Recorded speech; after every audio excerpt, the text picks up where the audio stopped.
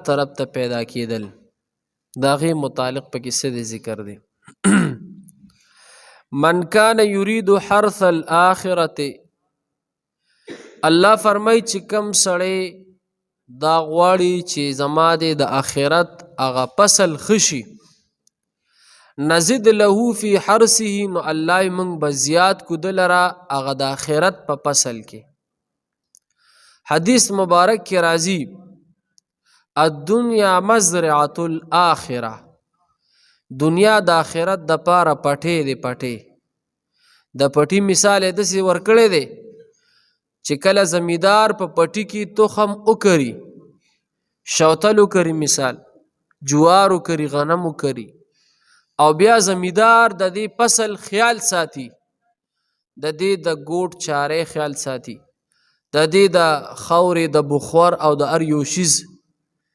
خیال ساتي، نو دا فصل به کامیابي که به ناکامي؟ تاسو را دی کامیاب به که نه؟ او چې نه زمیندار تخم وکري او بیا نه ګوټ کوي او نه ورته بخور کوي، نه ورله خاوره ورکوي، نه ورله مثال ډیران ورکوي، اسم نو به داسې پرېږدي، نو بیا خو دا فصل نه کېږي. که هم شي نو ناکام به ترقي به نه کېږي. دقسې مثال د دې دنیا دی. رسول الله مبارک چې د حدیث کې ویلي چې دنیا د آخرت د پاره پټې دی، نو مطلب یې دا دی چې ته په دې دنیا کې بهترین فصل وکره، ښه فصل وکره، بیا د هغه فصل حفاظت وکړه، نو بیا به تا ته په آخرت کې څه دی لکه ښه ثمره به میلاویږي. په خبره باندې پوه شوې که نه؟ څه مطلب چې ته دلته ښه اعمال وکړه او د دې اعمالو بیا حفاظت وکړه، نو تا ته به په آخرت کې څه دی هغه اجر او ثواب به درته ښه میلاویږي. او که نه ته دلته اعمال کې نه که او بیا پې څه دی حفاظت یې نه کې. حفاظت کېدلو څه مطلب؟ دومره ګناهونه ورپسې بیا وکړي چې د هغه نیکو اعمالو هغه اثر ختم شي، ستا هغه خباثت دومره زیات شي که نه چې تا کوم هغه نیک عملونه کړي د هغې هغه رڼا، هغه د هغې هغه نور، د هغې هغه اثر نه دی، هغه کمزوري شي، نو بیا په آخرت کې څه لکه ستا دپاره د نقصان خبرې. نو الله وایي څوک چې طلب کوي دپاره د آخرت، نو الله موږ دله دا توجه د آخرت طرف ته زیاته کړو. اوس به یو سړی به دا وایي چې بس دا خو تش د آخرت خبرې دی او بس دا به څه کېږي، ضرورتونه دي، بجلی بل دی، مثال هغه د اوړه ګران دی، مثال سبزي ګرانه ده، د دنیا به څنګه چل کوو؟ نو الله تا ته دا ښودلی دي که نه. الله وایي ته دنیا ګټه، الله وایي زه تا د دنیا نه نه منې کوم، او الله وایي دا دنیا خپل مقصد مه جوړوه. مقصد جوړول څه مطلب؟ الله وایي چې ته دومره په دې دنیا کې دومره ته ور ډوب شي او الله وایي بیا پکې زما عبادت پرېږدې، نو دا تا مقصد جوړ کړو که نه، عبادت به پکې د الله نه پرېږدې. الله وایي دومره ګټه چې د ستا پې څه دي ضرورت پوره کېږي، ستا د بچو پې ضرورت پوره کېږي، ته پې چاته پکې څه دی محتاج نه، دومره ګټه. او دا صحیح خبره دا چې کوم سړی حلال رزق ګټي دومره چېرې د ده پې ضرورت پوره کېږي، نو دا سړی دا سره دا د الله دوست دی. او کله د الله دوست دی چې دی رزق هم ګټي، پیسه هم ګټي، کاروبار هم کوي، ورسره د الله عبادت هم کوي، نو دا سړی د الله دوست دی. په خبره پیش الکاسب حبیب الله، کسب کوونکی کار کوونکی د الله دوست دی. او کم کار کوونکی چې دی دنیا هم ګټي خو د دنیا سره سره څه کوي لکه د الله عبادت هم کوي. په خبره پیش وی زمونږ د دې فقه یو امام تیر شوی، امام احمد بن حنبل رحمه الله، ډېر لوی سړی تیر شوی دی. او امام احمد بن حنبل رحمه الله په هغه خپله زمانه کې د معتزلو سره څه ډېرې مناظرې شوي دي، او دا معتزلو نه مناظرې ګټلي هم دي. بیا هغه زمانه کې یو معتزلي باچا و، هغه ورله بیا ډېره سزا هم ورکړې وه، او بیا هم د امام احمد بن حنبل رحمه الله په جون باندې څه د هغه کرامت ظاهر شو چې د هغه دغه کرامت د وجې نه څه دی ډېرو عیسایانو ایمان راوړی. ډېر لوی سړی تیر شوی دی. د دی امام احمد بن حنبل رحمه الله په دې زمانه کې یو لوار و. څه شی لکه لوار خو پیژنئ چې کله اوسپانه څه دي ویلي کړي او څه شی ترې جوړ کړي، رمبې ترې جوړ کړي، لور ترې جوړ کړي، هر څه شی ترې څه دی جوړوي. نو هغه لوار به دا کار و، دنیا به یې ګټله، خو د دنیا د ګټلو سره سره به د لوار دا کار و چې څنګه به د عبادت ټیم راغی، لوار به خپله لواري پرېښودله. او یو عالم نه مې بیان کې اورېدل هغه هم د دیلوار متعلق وي چې کله به څنګه د اذان ټیم به وشو دیلوار به د خپل سټک اوچت کړو د اوسپنې د رابغولو دپاره نو چې د اذان ټیم به شو بس سټک به شاته وغورځو داسې به یې نه کول چې یاره څه دې ورګه دا اوسپنه پې ووامه یا دا اوسپنه سمه کم یا نیغه کم یا کږه کم یا تې څه شی جوړ کم سټک پې وغورځوي بس د الله حکم راغی د الله د طرف نه ماته اعلان دی لا بړو عبادت له نو هغه لوار له الله کم مقام ورکو او هغه لوار الله تعالی بخنه وکړله د څه د وجې نه دنیا یې ګټله خو څه به یې کول د الله عبادت به یې کو مونږ خلک خفه کېږو مونه مونږ په دنیا کې دومره ورډوب شو که نه چې بیا نه مونځ ته خیالي نه بیا تلاوت ته خیالي نه بیا هېڅ ته بیا څه دی بیا راته دا بیا خدای دې نه کړي الله دې نه کړي الله زمونږ د ستاسو دا زړونه دغې طرف ته مه بوځه بیا راته خدای مکه دا قرآن نه دی دا درس او تدریس دا مونځ دا راته بیا هسې یو زیاتي شی ښکاري خدای دې د دې حالت نه بچو ساتي نو هغه لوار له الله دومره لوی مقام ورکو که نه چې په کومه ورځ باندې امام احمد بن حنبل رحم الله وفات شو نو دا لوار هم وفات شو دی هم وفات شو نو چې د هغه جنازه کېدله د دې لوار جنازه هم ورسره وشوه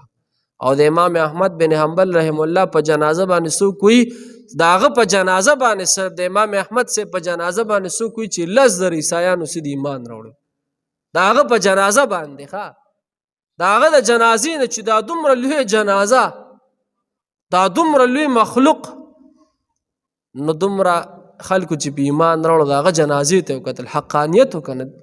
حق نو هغه لوار له الله دومره لوی مقام ور چا خوب کې لیدلو چې الله در سره څه معامله وکړه وایي الله را سره دا معامله وکړه چې کوم مقام الله تعالی امام احمد بن حنبل له ورکړی هغسې مقام الله مال هم راکړی ویل په څه باندې ویل په دې باندې چې بس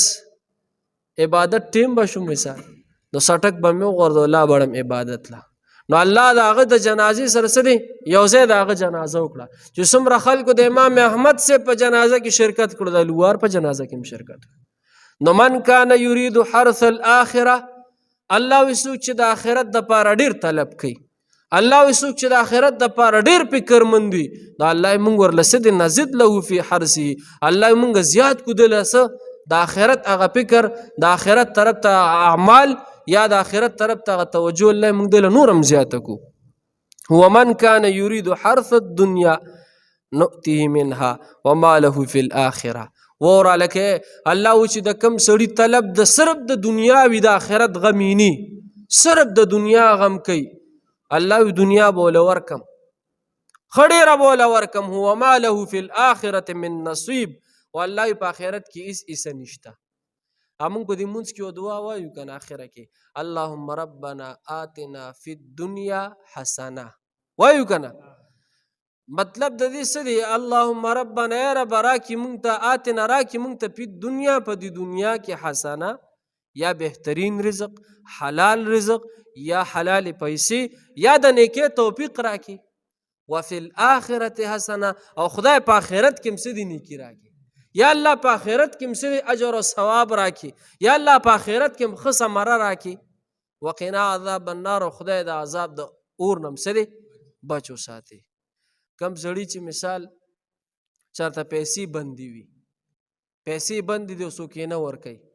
یا مثال چېرته داسې مشکل دی قرض یې د په چا باندې نه ورکوي یا مثال چېرته ظالم ته پیسې نیولي یا چرته بل څه معامله ده یا هر څه تاریخ ته مقدمه ده هر څه چې دي او دا اللهم ربنا آتنا فی الدنیا حسنه وفي الاخرة حسنه وقنا عذاب النار دا ډېر وي خدای د دې خپله طریقه را د دې به پوره چله وباسي چله به داسې وباسي چې قبلې ته به د مخ وي یو ټیم به وله خاص کې او داسې به اللهم ربنا آتنا فی الدنیا حسنه نو چې حسنه وی که نه فی الدنیا نه پس چې دا کومه حسنه ته وی په دې کې به هغه خپلو پیسو د هغه خپل دغه طرف ته څه توجه بوځي او فی الاخرة حسنه نو په دې کې به بیا د آخرت طرف ته څه توجه بوځي نو دنیا به دې ښي او آخرت به دې څه ښه وي 314 پیرې ویل پکار دي چا که هر څه مشکلي دا دی وي او په دنیا حسنه کې به څه دی د دنیا تصور به کوي چې کوم کار دی که هر څه شیز دی د هغې تصور به کوي او په الاخرت حسنه کې به څه دی د آخرت تصور به کوي ورو دنیا به دې هم سیټي او آخرت به دې هم سیټي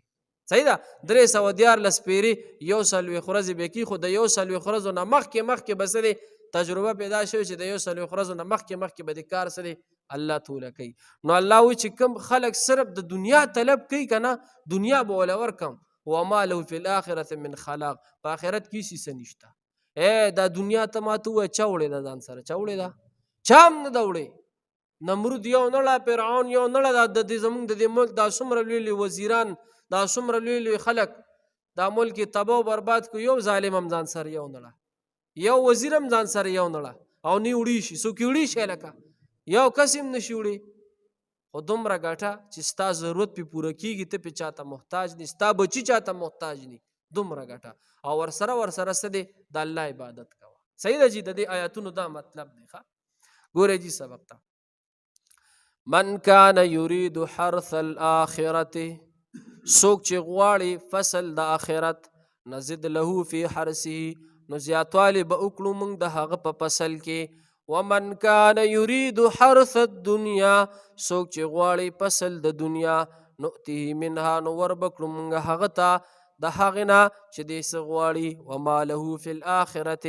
نشته د هغه دپاره په آخرت کې څه حصه من نصیب څه حصه ام لهم شرکاء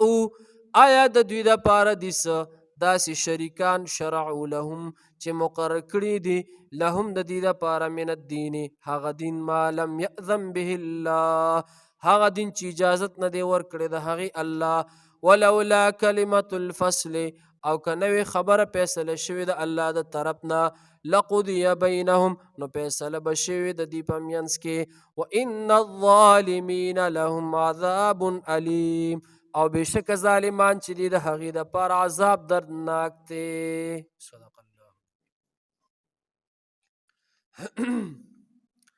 الحمد لله رب العالمين والعاقبة للمتقين والصلاة والسلام على أشرف الأنبياء المرسلين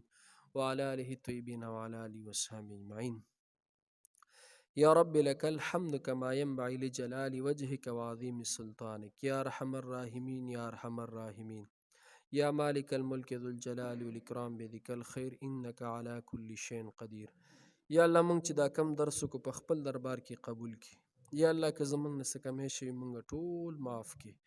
یا الله زمونږ د ټولو په حال باندې رحم وکړي. دا کم حاضرین ملګري دي مشران کشران ځوانان کلي علاقه کې محله کې چا څه مشکلات خدای مشکلات ختم کړي چا څه پریشانۍ ختم کړي د چا چې څه شرعي حاجات دي خدای د قرآن د خاطر یا الله برابر کړي د چا روزګارونه نشته حلال رزق اسباب پیدا کړي چا شته د خدای پاک تور لپاره خیر او برکت نصیب کړي